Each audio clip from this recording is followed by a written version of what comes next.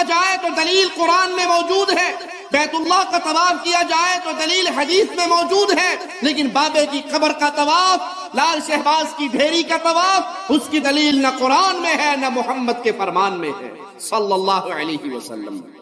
وَأَن تَقُولُوا عَلَى اللَّهِ مَا لَا تَعْلَمُونَ، یہ حرام ہے کہ تم اللہ کے ذمہ وہ بات کہو جس کا تمہیں شعور نہیں، علم نہیں۔ ایک تو یہ جرم کہ پیروں کی ڈھیریوں پہ، بابوں کی قبروں پہ عبادت کرنے کا عمل شروع کیا، اس کو حج کا نام دیا، اور پھر اگلا جرم علماء سو کا ٹولہ جب لوگوں کو قبر پرستی کی طرف بلاتا ہے، بابوں کی قبروں کی طرف بلاتا ہے، پیروں کی ڈھیریوں کی طرف بلاتا ہے، ان کے ماتھوں کو اپنے قدموں میں جھکاتا ہے، پیر بیٹھا ہے، مرید اس کے قدم چوم رہا ہے، سجدے کر رہا ہے، اپنی پیشانی کو جو خالص اللہ کی عبادت کے لیے پیدا کی گئی تھی اسے اپنے قدموں میں جھکاتا ہے، راضی ہوتا ہے، نذرانے وصول کرتا ہے، اس حد تک اس کو ذلیل کرتا ہے کہ اس جیسے انسان کی جوتیوں میں آ کے وہ سر رکھ دے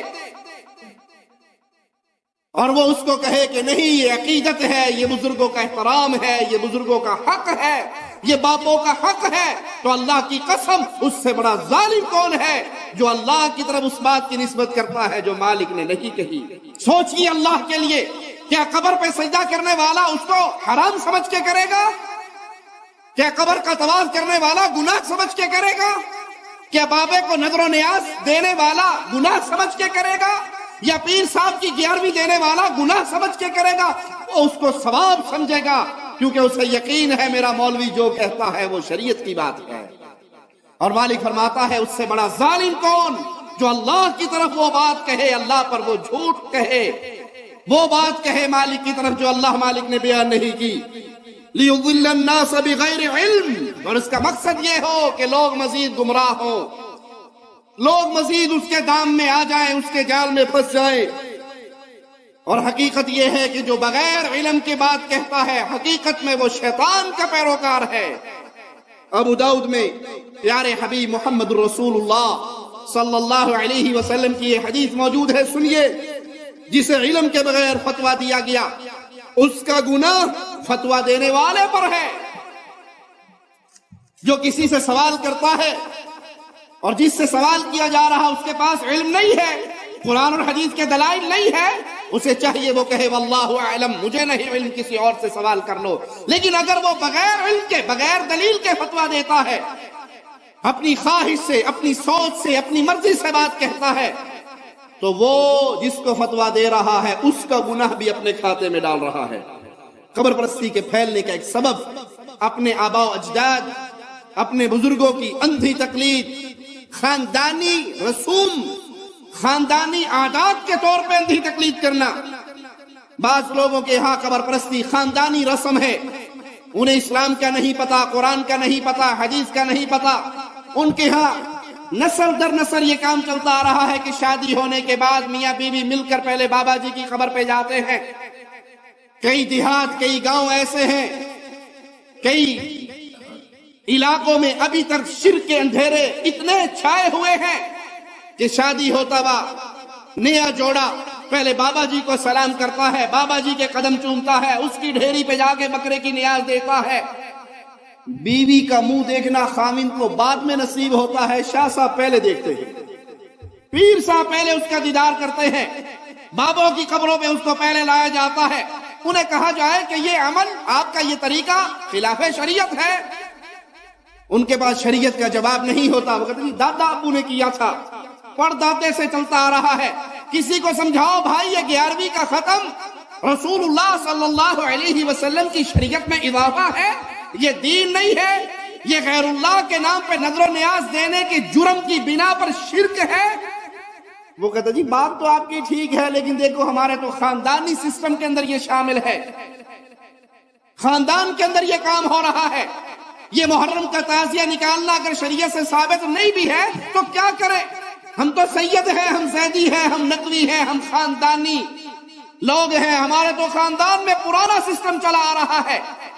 بدعات پھیلنے کا، قبر پرستی کا، اندھیرا پھیلنے کا ایک سبب یہ بھی ہے کہ لوگ قرآن و حدیث کو چھوڑ کے اپنے خاندان کی رسموں پہ چلتے ہیں، آباء و اجداد کی رسموں پہ چلتے ہیں۔ ان کو قرآن حکیم کی یہ آیت یاد رکھنی چاہیے جو فرمان محمد کریم صلی اللہ علیہ وسلم کو سن کر پھر بھی یہ کہے کہ بات ٹھیک ہے، قرآن و حدیث میں تو ہوگا، ہمیں معلوم ہے، ہم نے پڑھا ہے، سنا ہے، دیکھا ہے، لیکن ہمارا قبیلہ، ہماری قوم، ہمارا خاندان، ہماری برادری، ہماری نسل، ہمارا ماحول، ہمارا معاشرہ یہ صدیوں سے چلا ہوا عمل ہے، یہ نہیں رک سکتا۔ تو قرآن حکیم میں مالک کا فرمان سنیے، وَإِذَا قِيلَ لَهُمُ اتَّبِعُوا مَا أَنزَلَ اللَّهُ، جب اہل شرک اور اہل کفر کو یہ دعوت ملتی اتباع کرو اس چیز کی جو اللہ نے نازل کی، مانو اس بات کو جو آسمان سے آئی، محمد کریم فداہ ابی و امی صلی اللہ علیہ وسلم کے مبارک سینے پہ یہ قرآن اللہ نے بھیجا، اس قرآن کی بہترین تفسیر حدیث مصطفیٰ اللہ نے بھیجی، اس کے پیچھے چلیے۔ نہ کسی پیر کی ایسی عزت ہے، نہ کسی ولی کی ایسی عزت ہے، نہ کسی شیخ و مرشد کا یہ مقام ہے کہ ہم اس کی ہر بات کو تسلیم کریں، یہ مقام ہے تو آمنہ کے لال محمد الرسول اللہ صلی اللہ علیہ وسلم، یہ ان کی شان ہے، اور یہ ان کی شان اس لیے ہے کہ ان کے مبارک سینے پہ جو وحی ہوئی ہے وہ اللہ کی طرف سے ہے، وہ اللہ کا حکم ہے، وہ اللہ کا آرڈر ہے۔ اور جب ان سے کہا جائے اتباع کرو جو اللہ نے تم پہ نازل کی، قالوا بل نتبع ما الفینا علیہ آباءنا، وہ جواب میں کہتے ہیں نہیں، بلکہ ہم تو وہ کریں گے جو ہم نے اپنے آبا و اجداد کو کرتے ہوئے دیکھا ہے۔ آبا و اجداد قبروں پہ چادر چڑھایا کرتے تھے، ہم بھی چڑھائیں گے۔ آبا و اجداد میلے میں جایا کرتے تھے، ہم بھی جائیں گے۔ آبا و اجداد بابے کی قبر پہ سجدے کرتے تھے، ہم بھی کریں گے۔ آبا و اجداد قبر کے سامنے حالت قیام کی صورت بنا کے کھڑے ہو کے پیر کو پکارا کرتے تھے، ہم بھی پکاریں گے۔ آبا و اجداد کالے سیاہ بکرے کی نیاز باپا کی قبر پہ دیا کرتے تھے، ہم بھی دیں گے۔ آبا و اجداد 11ویں کا ختم دلواتے تھے، ہم بھی دیں گے۔ آبا و اجداد تاسیہ نکالتے تھے، ہم بھی نکالیں گے۔ آبا و اجداد یہ کرتے تھے، تو رب محمد کی قسم یہ دین کسی کے باپے کا دین نہیں ہے، یہ دین میرے رب کا اتارا ہوا دین ہے۔ جب ان سے کہا جائے آؤ مانو اس بات کو جو اللہ نے تم پہ نازل کی، تو اہل شرک کا جواب کیا ہوتا ہے؟ ہم تو وہ مانیں گے جو ہمارے ماں باپ کرتے رہے۔ اولو کان آباؤہم لا یعقلون شیئا ولا یہتدون، مالک سوال کرتا ہے اے اہل شرک کی جماعت، اے ڈھیریوں کو پوجنے والوں، قرآن حکیم کی یہ آیت تم سے پوچھ رہی ہے، تم اپنے ماں باپ کے پیچھے چلو گے اگر وہ بے عقل اور بے ہدایتے ہوئے تب بھی چلو گے؟ ہدایت یافتہ تو وہ ہے جس کو اللہ ہدایت دے، سیدھی راہ پہ تو وہ ہے جس کو اللہ سیدھی راہ پہ چلائے، اور محمد کریم سیدھی راہ پر ہے کیونکہ اللہ نے ان کو لوگوں کو سیدھی راہ دکھانے والا بنا کر بھیجا ہے صلی اللہ علیہ وسلم۔